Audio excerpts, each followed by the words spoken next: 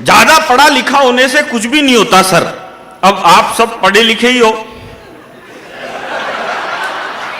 भैया आगे के सोफे पे बैठे हैं तो आप तो पढ़े लिखे ही होंगे।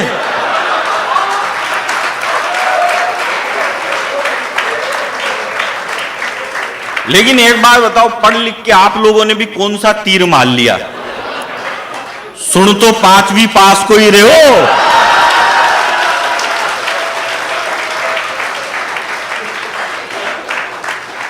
ज्यादा पढ़ने लिखने से कुछ भी नहीं होता। एक बार क्या हुआ सर, मैं एक दुकान पे गया, दुकान पे उसके तोते की दुकान थी। मैंने पूछा, मैंने कहा ये तेरा तोता कितने का है? बोले ये एक तोता मेरा 10,000 का है। मैंने कहा 10,000 का, इसको क्या आता है? बोले इसको गीता मुंह जबानी याद है। मैंने कहा ये दूसरा तोता? बोले ये 20,000 का है। मैंने कहा 20,000 का क्यों? बोले इसको गीता और कुरान दोनों मुंह जबानी आती है। फिर मैंने कहा ये तीसरा? बोले ये तीसरा 30,000 का है। मैंने कहा इसको क्या आता है? बोले इसको गीता कुरान बाइबिल तीनों आती है। मैंने कहा ये चौथा? बोले चौथा 1 लाख का है। मैंने कहा 1 लाख का क्यों है? बोले इसको कुछ भी नहीं आता।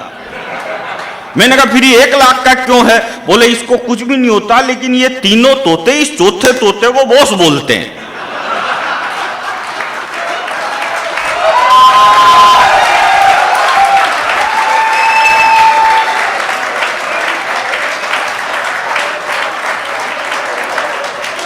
तो सिंगल साहब आप भी बॉस हो।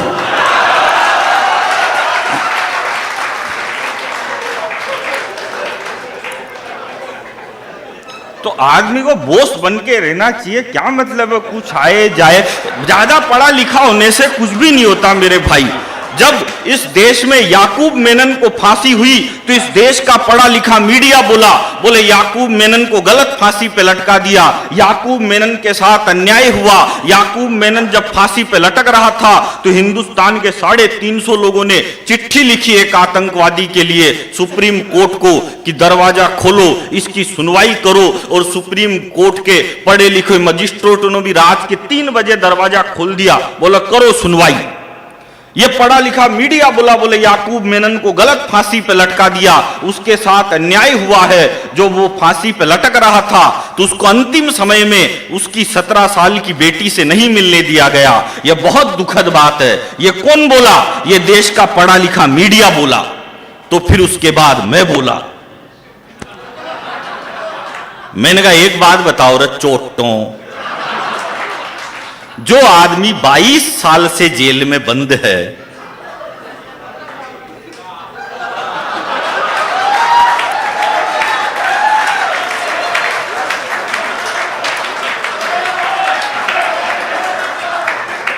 उसके 17 साल की बेटी कौन सी वेबसाइट से डाउनलोड करते हो यार?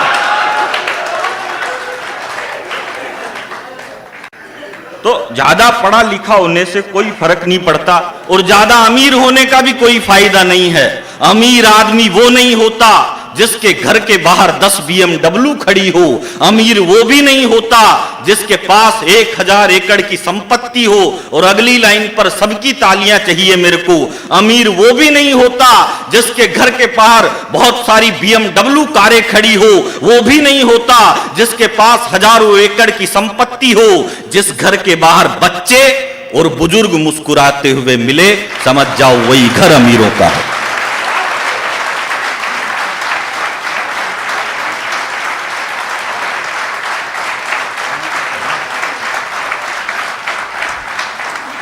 कि लड़के टेटू पर टेटू गुदवा रहे हैं, लड़कियां झुमके पर झुमके लगा रही है और जिनको झांसी की तलवार उठानी थी वो रील्स पर ठुमके लगा रही है। बढ़िया अब आएगा। होली पर पानी मत बहाओ। अब ये रिकॉर्डिंग जब वो कर ही रहा है तो आप क्यों कर रहे हो? अब आप ये रिकॉर्डिंग कर रहे हो, फिर अपनी गर्लफ्रेंड को दिखाओगे, फिर वो मेरे को फेसबुक पे फ्रेंड रिक्वेस्ट भेजेगी, कोई फायदा है ही नहीं इसमें।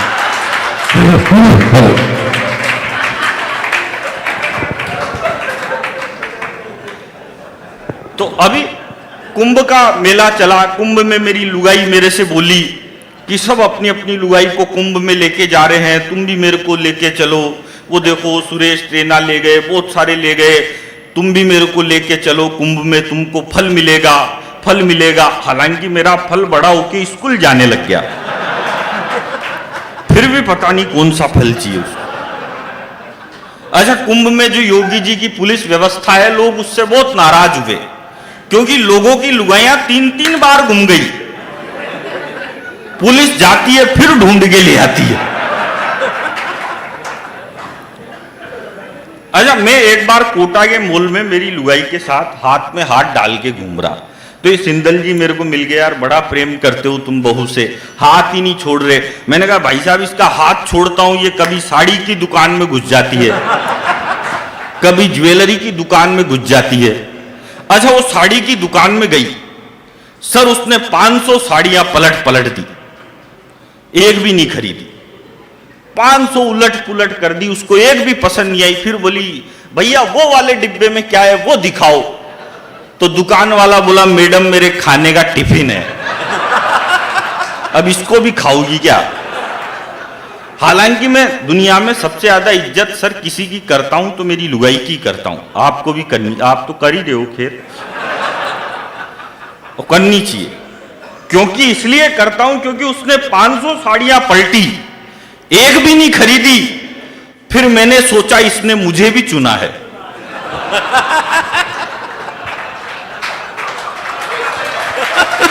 बहुत अच्छे, वाह।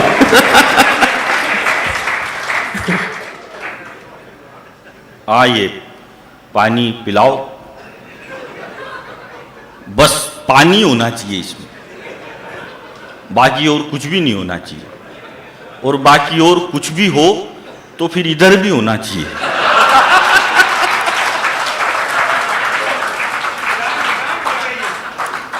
पिछले दिनों एक अंग्रेज मिल गया मेरे को।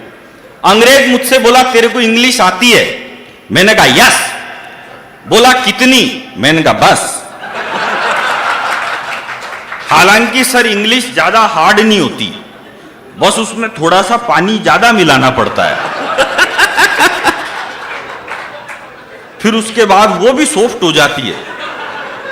आप कह रहे थे ना ये पी के मदहोश हो गए, पी के कोई मदहोश नहीं होता, पी के तो आदमी होश में आता है।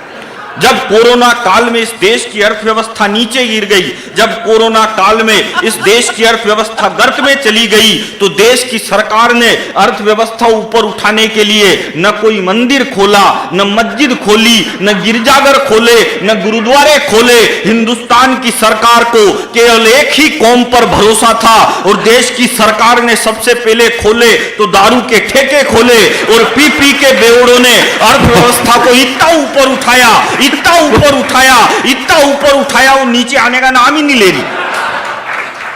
बहुत सारे तो अर्थव्यवस्था ऊपर उठाने के चक्कर में खुद ऊपर उठ गए। तो जिन्होंने अर्थव्यवस्था ऊपर उठाई उनके बारे में कुछ भी नहीं बोलना चाहिए सर। क्या मतलब फालतू बात से, आदमी ऐसे ही परेशान है। वो देखो पानी पे पानी पिलाता जा रहा है, उनको प्यास नहीं लग रही भाई, अब के मत लाना तू पानी। क्योंकि मैं आप सही बताऊं, आपके और खाने के बीच में केवल मैं हूं।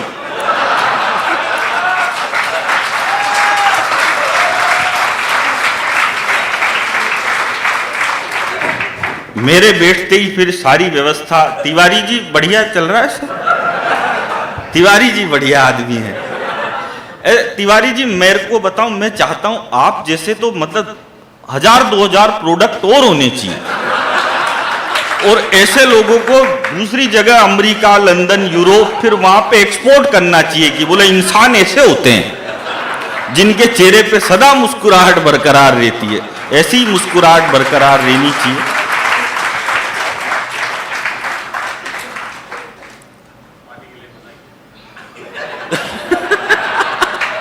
आप तो पी लो सर, और आप तो है ना यहां से उठ के भी 2-3 बार पी के आया करो, क्योंकि इन सोफों को भी थोड़ी बहुत सांस लेनी पड़ती है।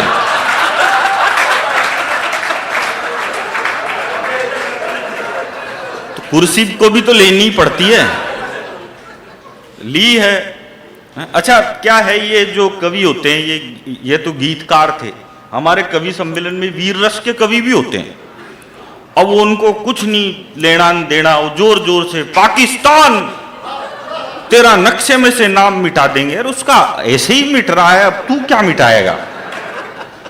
मैं कोई पाकिस्तान के बारे में कुछ भी नहीं कहता हूं, क्योंकि मैंने तो मेरे कुत्ते का नाम पाकिस्तान धर रखा है। जब भी मन में आती है उसी के 2 लात देता हूं, मस्त रहता हूं, कौन टेंशन पाले। उधर पाकिस्तान कश्मीर पे हमला करता है, इधर मैं अपने कुत्ते का रावलपिंडी लाल कर देता हूं।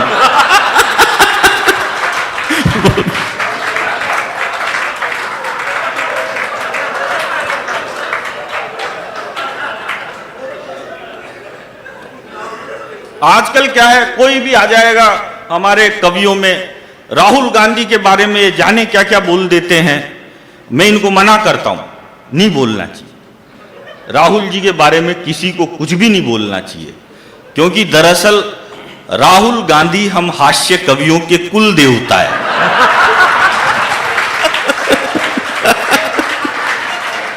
तो अपने देवता के खिलाफ कुछ भी नहीं बोलना चाहिए।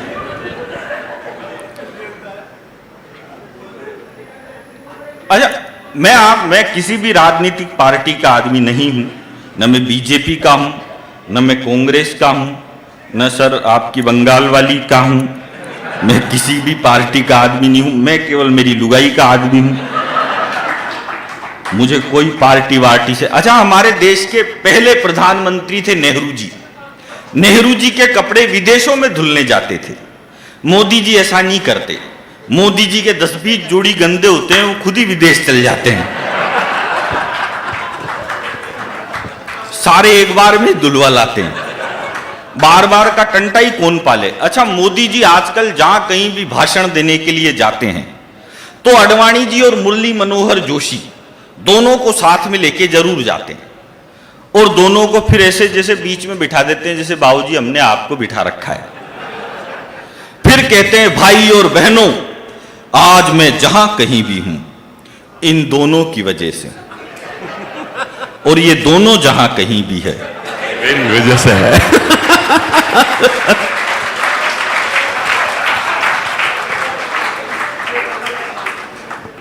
अच्छा, ये कांग्रेस वाले भी कम नहीं है। जब इस देश के पहले प्रधानमंत्री बने अटल बिहारी वाजपेयी, तो ये कांग्रेस वाले कहते थे कि यार ये अटल जी बिल्कुल भी अच्छे प्रधानमंत्री नहीं है, ये बीजेपी वालों को तो देश चलाना ही नहीं आता।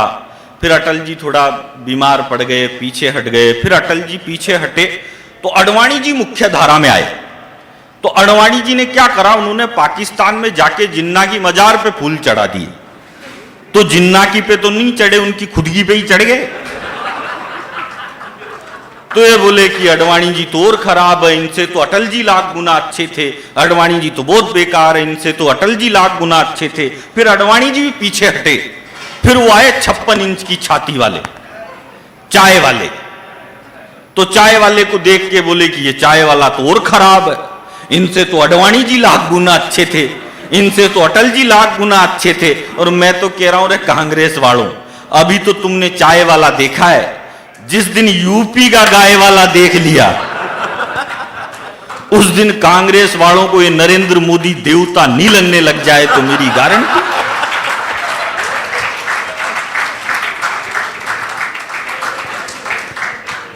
अच्छा, मैं राहुल जी को सुनता हूं, मोदी जी को भी सुनता, दोनों को सुनता हूं। मोदी जी को सुनता हूं तो मैं बीजेपी को वोट देने के लिए प्रेरित होता हूं। फिर मैं राहुल जी को सुनता हूं तो मैं बीजेपी को वोट देने के लिए मजबूर हो जाता हूं।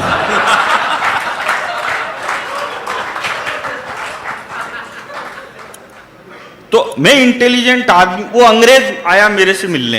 अंग्रेज बोला, तेरे को इंग्लिश आती है? अरे मैंने कहा, आती है नहीं आती तो पूछ। बोले इंग्लिश आती है तो एक काम कर, वो जो लड़की साइड में खड़ी है उसको इंग्लिश में यहां बुला। अब इतनी सी तो मेरे को आती थी, मैंने कह दिया, बेबी प्लीज कम हियर। लड़की आ गई, बगल में खड़ी हो गई। लेकिन अंग्रेज भी पट्टा 1.5 छाना, बोला अब इसको इंग्लिश में वापस वहीं भेज। अब ये वाली मेरे को नहीं आती, लेकिन मैं भी राजस्थान का, भगवान कसम में वहीं पे गया जहां से लड़की आई थी।